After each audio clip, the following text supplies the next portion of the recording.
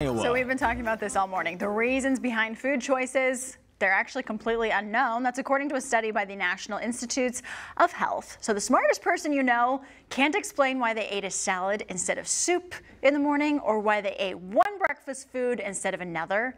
Mindless eating habits can easily be changed, not by education, but basically by changing the environment. I did not even think about this until you brought it to my attention. Nutritionist Swanson is here to talk about 2 easy solutions. We're all about solutions here. Stop the mindless eating. I did some mindless eating before the show, so help me change my ways. It's so easy to do. It is, yeah. So oftentimes we don't even realize it, right? Yeah. And that's why it's important to be aware that you're even doing it in the first place. And a lot of times it happens, you know, in front of the TV.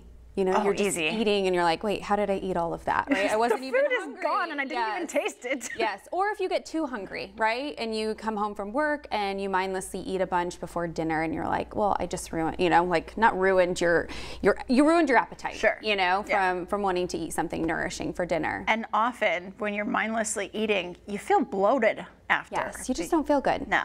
And I had some popcorn before this, and the vending machine down the hall is what did me in.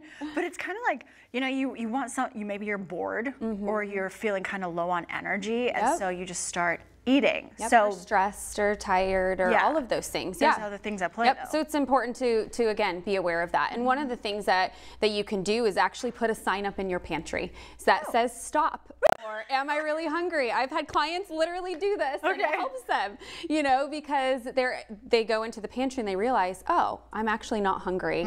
I was just, you know, it's a visual cue, you know, to allow them to think. It's comforting too. Yeah. I was picturing you coming on the show today with a table of food and be like, while I reach, you just swat my hand away. But I think that it's kind of also a nervous habit sometimes to eat. I have tried to drink more water. Like chug the water if you're feeling kind of like you just need something in your stomach, because then it gives you that energy boost. So make a sign. Visible. Another thing is the if-then strategy. I love this strategy. So essentially you're planning ahead. So if I'm hungry while I watch TV, then I'm going to have an apple. Or if I'm hungry when I come home from work, then I'm going to have some carrots and hummus while I'm making my dinner. So you're choosing something healthier and you're being aware of that. Yeah, and then you don't regret eating a whole bag of chips. Exactly. I'm not going to do that later today. There you go. Use the if-then strategy, right? Yeah, that's awesome. Where can people reach you? You're always doing informational videos. You're a constant source of content to reduce inflammation, you know, just little life hacks. Yeah. You can find me on Instagram at Swanson or on my website, lifewelllived.fitness. I love this conversation. I've been joking over it all morning. I'm a chronic, I chew gum to try to not do the mindless eating, because, you know, it gives your mouth something to do. I don't know, it's got flavor.